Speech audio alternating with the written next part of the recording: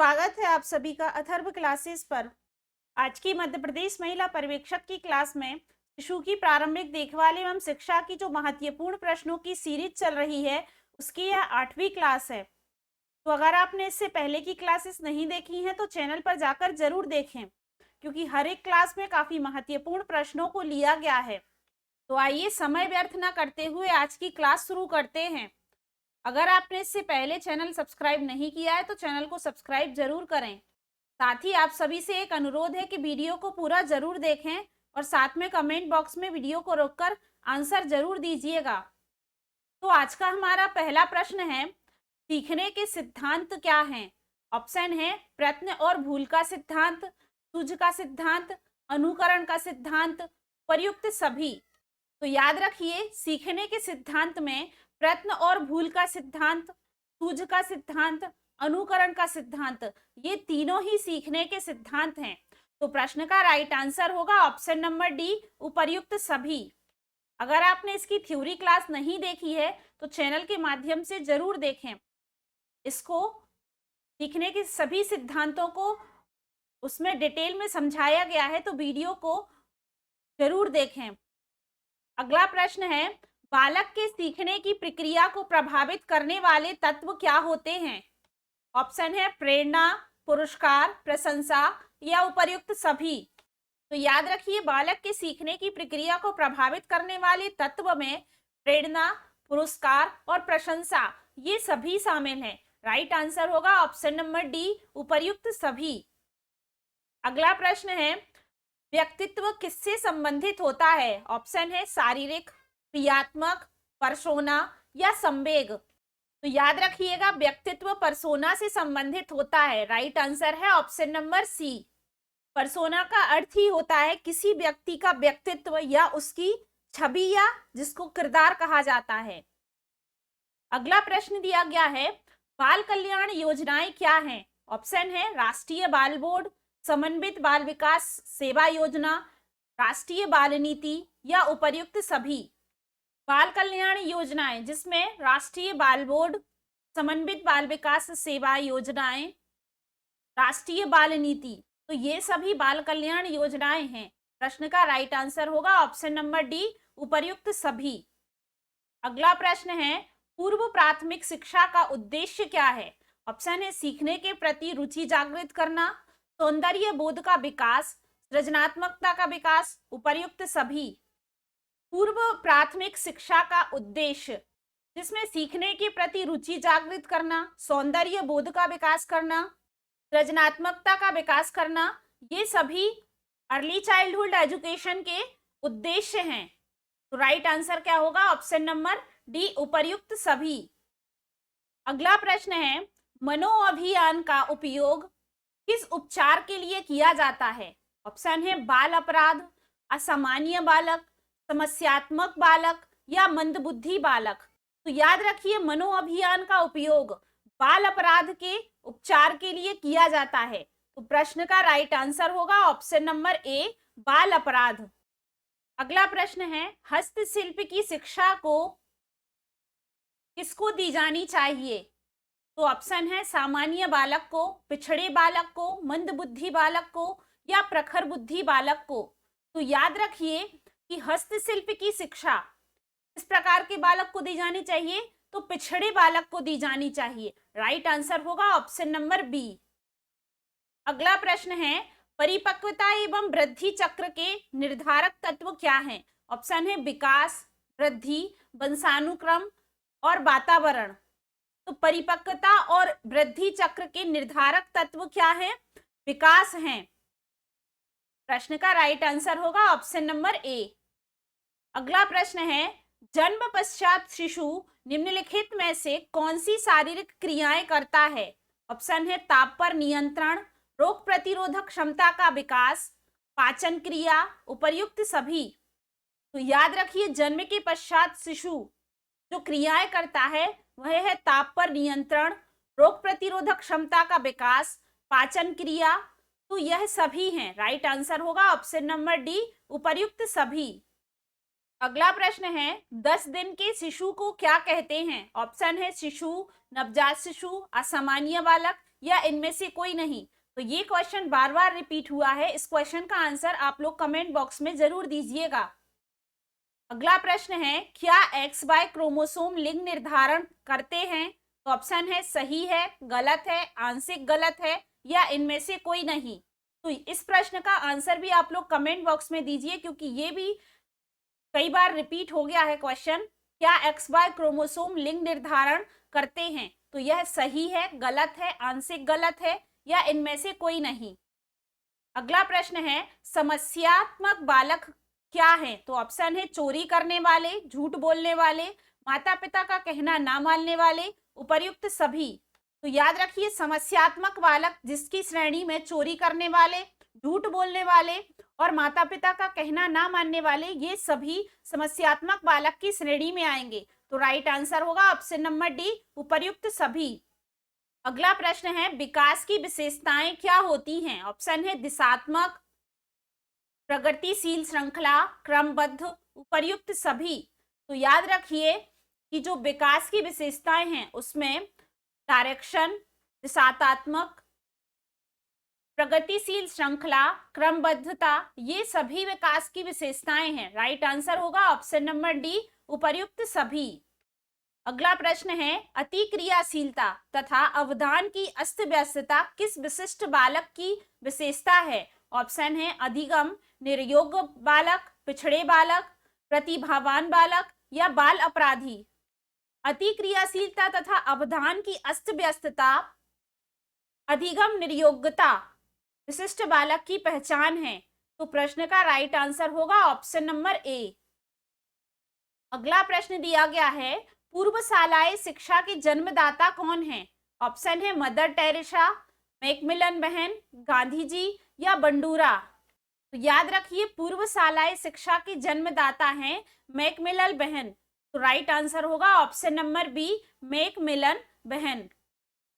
अगला प्रश्न है, अनाथ बच्चों के हेतु विशेष सुविधाएं क्या होती हैं? ऑप्शन है पूर्व स्कूल योजना, पठन सुधार योजना, व्यापक योजना या उपर्युक्त सभी।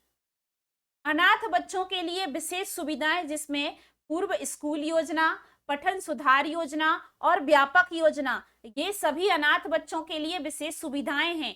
प्रश्न का राइट आंसर होगा ऑप्शन नंबर डी, उपर्युक्त सभी। अगला प्रश्न है, शिशु की जीवन क्षमता किस माह में आती है? ऑप्शन है 7 माह, 5 माह, 6 माह या 4 माह।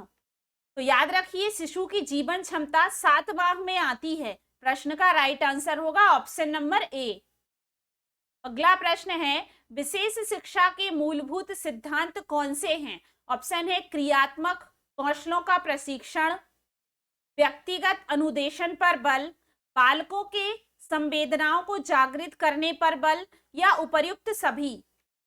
विशेष शिक्षा के मूलभूत सिद्धांत जिसमें क्रियात्मक कौशलों का प्रशिक्षण, व्यक्तिगत अनुदेशन पर बल, बालकों के संवेदनाओं को जागृत करने पर बल, तो ये सभी विशेष शिक्षा के मूलभूत सिद्धांत के अंतर्गत आते हैं। राइट आंसर होगा ऑप्शन नंबर डी, उपर्युक्त सभी। अगला प्रश्न है, सृजनात्मकता की क्या विशेषताएं होती हैं? ऑप्शन है प्रक्रिया, लक्ष्य निर्देशित, सृजन या उपर्युक्त सभी। सृजनात्मकता की विशेषताएं जिसमें प्रक्रिया, लक्ष्य निर्देशित, सृजन, ये सभी सृजनात्मकता की विशेषताएं हैं। राइट आंसर है ऑप्शन नंबर डी, उपरोक्त सभी। अगला प्रश्न है, नवजात शिशु की आयु कितनी होती है? ऑप्शन है 10 दिन, 20 दिन, 35 दिन या 45 दिन। तो नवजात शिशु की आयु 10 दिन होती है। राइट आंसर है ऑप्शन नंबर ए। अगला प्रश्न है, यूनिसेफ के कार्य क्या हैं? ऑप्शन है शिशु पोषण, सुस्वास्थ्य, सुशिक्षा, उपरोक्त सभी। तो यूनिसेफ जिसका अर्थ होता है संयुक्त राष्ट्रीय बाल कोष, जो क्या है बच्चों के जीवन को बचाने और उनके अधिकारों की रक्षा करने, साथ ही उनकी पूर्ण क्षमता तक पहुंचने में उनकी मदद करता है। तो बच्चों के पोषण, स्वास्थ्य और शिक्षा, इन सभी पर कार्य करता है। तो प्रश्न का राइट आंसर क्या होगा? ऑप्शन नंबर डी, उपरोक्त सभी। अगला प्रश्न है, अनाथालय सेवाएं क्या होती हैं? ऑप्शन है संस्थात्मक सेवाएं, असंस्थात्मक सेवाएं, संस्थात्मक एवं असंस्थात्मक सेवाएं या इनमें से कोई नहीं? तो याद रखिए, अनाथालय सेवाएं संस्थागत और असंस्थागत दोनों ही होती हैं। तो राइट आंसर होगा ऑप्शन नंबर सी। अगला प्रश्न है, नवजात का अर्थ क्या होता है? नवजात का शाब्दिक अर्थ क्या है? ऑप्शन है नया, बच्चा, सुंदर या चेहरा। तो नवजात का शाब्दिक अर्थ होता है नया। तो प्रश्न का राइट आंसर है ऑप्शन नंबर ए। अगला प्रश्न है, सीखने के पठार के कारण कौन कौन से हैं? ऑप्शन है दूषित वातावरण, बुद्धि लब्धि का कम होना, ध्यान का ना लगना, उपरोक्त सभी। तो याद रखिए, सीखने के पठार के कारण दूषित वातावरण, बुद्धि लब्धि, आईक्यू का कम होना, ध्यान ना लगना, तो ये सभी कारण हैं। राइट आंसर होगा ऑप्शन नंबर डी, उपरोक्त सभी। अगला प्रश्न है, आनुवांशिक रोगी किससे संबंधित होता है? ऑप्शन है हीमोफीलिया, हाइपरटेंशन, फाइब्रोसिस या इनमें से कोई नहीं।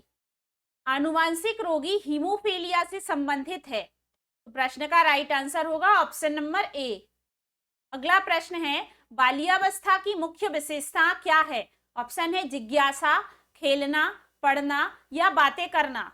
बाल्यावस्था की मुख्य विशेषता इसमें है जिज्ञासा। तो बाल्य अवस्था में बालक जिज्ञासु प्रवृत्ति का हो जाता है, तो यह इसकी मुख्य विशेषता है। राइट आंसर होगा ऑप्शन नंबर ए। अगला प्रश्न है, नवजात रक्त में हीमोग्लोबिन प्रतिशत क्या होता है? ऑप्शन है 17 से 19 ग्राम, 19 से 25 ग्राम, 12 से 17 ग्राम या 9 से 12 ग्राम। तो याद रखिएगा, नवजात का जो हीमोग्लोबिन है और उसका प्रतिशत होता है वह होता है 17 से 19 ग्राम। तो राइट आंसर होगा ऑप्शन नंबर ए। अगला प्रश्न है, निपसिट का पूरा नाम क्या है? NIPCCD का पूरा नाम क्या है? तो ऑप्शन है राष्ट्रीय जन सहयोग एवं बाल विकास संस्था, राष्ट्रीय बाल नीति, राष्ट्रीय बाल बोर्ड या इनमें से कोई नहीं। तो निपसिट जिसका पूरा नाम होता है national institute of public corporation and child development, राष्ट्रीय जन सहयोग एवं बाल विकास संस्थान। तो ऑप्शन नंबर ए इस प्रश्न का राइट आंसर होगा, राष्ट्रीय जन सहयोग एवं बाल विकास संस्थान। अगला प्रश्न है, माँ, माँ, चा, चा, चा ध्वनियों किससे संबंधित हैं? ऑप्शन है बबलाना, हाव भाव, आकलन शक्ति या इनमें से कोई नहीं। तो याद रखिए, इस प्रकार की ध्वनियां जिसमें माँ, माँ, चा, चा, चा ध्वनियां हो वह बबलाना है। तो राइट आंसर है ऑप्शन नंबर ए। अगला प्रश्न है, वंशानुक्रम का प्रभाव क्या होता है? ऑप्शन है शारीरिक लक्षण, सामाजिक स्तर, चरित्र, उपर्युक्त सभी। वंशानुक्रम का प्रभाव शारीरिक लक्षण पर पड़ता है। तो राइट आंसर क्या होगा? Option number A. अगला प्रश्न दिया गया है, स्थूल गतिविधियों तथा सूक्ष्म क्रियात्मक कौशल किससे संबंधित होता है? ऑप्शन है क्रियात्मक विकास, शारीरिक विकास, सामाजिक विकास या संवेगात्मक विकास। स्थूल गतिविधि तथा सूक्ष्म क्रियात्मक कौशल संबंधित होता है क्रियात्मक विकास, मोटर डेवलपमेंट से। तो प्रश्न का राइट आंसर होगा ऑप्शन नंबर ए। अगला प्रश्न दिया गया है, मेंडल का नियम किससे संबंधित है? ऑप्शन है वातावरण, वंशानुक्रम, सीखना या अभ्यास। तो मेंडल का नियम वातावरण वंशानुक्रम से संबंधित है। याद रखिए, वंशानुक्रम से संबंधित है। प्रश्न का राइट आंसर होगा ऑप्शन नंबर बी। अगला प्रश्न है, गर्भस्थ शिशु जीवन निर्भर करता है, किस पर जीवन निर्भर करता है? ऑप्शन है फैलोपियन नलिका, अपरा, स्नायु मंडल, उपर्युक्त सभी। तो गर्भस्थ शिशु का जीवन निर्भर करता है अपरा प्लेसेंटा पर। तो राइट आंसर होगा ऑप्शन नंबर बी। अगला प्रश्न है, सीखने का क्षेत्रीय सिद्धांत किसके द्वारा दिया गया? तो ऑप्शन है कोहलर, पावलाव, लेविन या जियाजेट। तो याद रखिए, सीखने का क्षेत्रीय सिद्धांत लेविन ने दिया था। तो राइट आंसर होगा ऑप्शन नंबर सी। अगला प्रश्न है, विकलांग पुनर्वास अनुसंधान योजना का मुख्य लक्ष्य क्या होता है? ऑप्शन है समेकित शिक्षा, सामान्य शिक्षा, पत्रकारिता शिक्षा, उपर्युक्त सभी। तो याद रखिए, विकलांग पुनर्वास अनुसंधान योजना का जो मुख्य लक्ष्य है वह है समेकित शिक्षा है, इंटीग्रेटेड एजुकेशन है। राइट आंसर होगा option number A. Next question दिया गया है, भाषा विकास की अवस्थाएं क्या हैं? ऑप्शन है पूर्व संप्रेषण, वास्तविक भाषा की अभिव्यक्तियों, उपर्युक्त दोनों या दोषपूर्ण भाषा। तो याद रखिए, भाषा विकास की अवस्थाएं पूर्व संप्रेषण, वास्तविक भाषा की अभिव्यक्तियां दोनों ही हैं। तो प्रश्न का राइट आंसर होगा ऑप्शन नंबर सी, उपरोक्त दोनों। अगला प्रश्न है, शैशवावस्था में बालिका का भार बालक से कैसा होता है? ऑप्शन है कम होता है, ज्यादा होता है, बराबर होता है या इनमें से कोई नहीं। तो याद रखिए, शैशवावस्था में बालिका का भार बालक के भार से कम होता है। तो प्रश्न का राइट आंसर है ऑप्शन नंबर ए। अगला प्रश्न है, पूर्व टोली की आयु क्या है? ऑप्शन है 3 से 6 साल, 2 से 5 साल, 6 से 10 साल या 6 से 12 साल। तो याद रखिए, पूर्व टोली की अवस्था 3 से 6 साल है। तो प्रश्न का राइट आंसर है ऑप्शन नंबर ए। अगला प्रश्न है, विशेष शिक्षाविद और स्कूल बालकों के लिए है।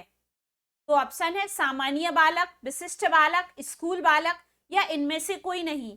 तो विशेष शिक्षा किस प्रकार के स्कूल बालकों के लिए है? तो विशिष्ट बालकों के लिए है। प्रश्न का राइट आंसर होगा ऑप्शन नंबर बी, विशेष शिक्षाविद तथा स्कूल विशिष्ट बालकों के लिए है।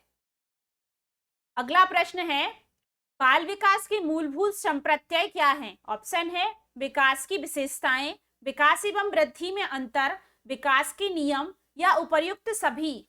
आप लोग भी कमेंट बॉक्स में आंसर जरूर दीजिएगा। आई होप आप लोगों ने इस प्रश्न का आंसर दे दिया होगा कि बाल विकास के मूलभूत संप्रत्यय क्या हैं।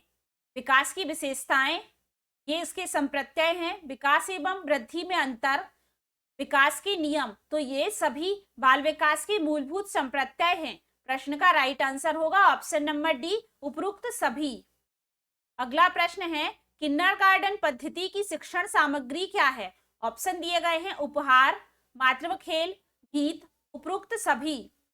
याद रखिए, किंडरगार्टन पद्धति की जो सामग्रियां, शिक्षण सामग्री है, उसमें उपहार, मातृ खेल, गीत, ये सभी हैं। प्रश्न का राइट आंसर होगा ऑप्शन नंबर डी, उपरोक्त सभी। आप सभी को टेलीग्राम ग्रुप के माध्यम से इस वीडियो की पीडीएफ मिल जाएगी। तो आप लोग वीडियो के डिस्क्रिप्शन में जाकर टेलीग्राम ग्रुप जरूर ज्वाइन करें, जिससे आप लोगों को सभी इंफॉर्मेशन टेलीग्राम ग्रुप से मिल जाएगी, साथ ही आपको पीडीएफ भी वहां से प्रोवाइड हो जाएगी। तो आप टेलीग्राम ग्रुप जरूर ज्वाइन करें। अगला प्रश्न है, नवजात शिशु की अवधि कितनी होती है? ऑप्शन है जन्म से 2 सप्ताह, जन्म से 6 सप्ताह, जन्म से 5 सप्ताह, जन्म से 8 सप्ताह। तो याद रखिए, नवजात शिशु की अवधि जन्म से 2 सप्ताह की होती है।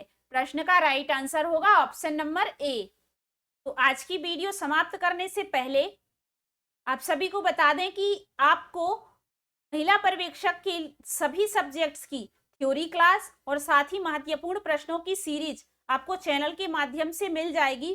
तो आपको चैनल के प्लेलिस्ट में जाना है, मध्य प्रदेश महिला पर्यवेक्षक नाम से, इसमें आपको सभी सब्जेक्ट्स की वीडियो मिल जाएगी। तो बस आपको वीडियो को देखते रहना है और हमारे साथ जुड़े रहना है। और अगर आपने अभी तक चैनल सब्सक्राइब नहीं किया है तो चैनल को सब्सक्राइब जरूर करें। तो आज की क्लास यहीं पर समाप्त करते हैं। आशा करते हैं आज की क्लास आपको पसंद आई होगी। अगर वीडियो पसंद आई है तो लाइक जरूर करें और ज़्यादा से ज़्यादा लोगों तक शेयर करें। तो जल्दी हम अपनी अगली क्लास के साथ मिलते हैं। धन्यवाद।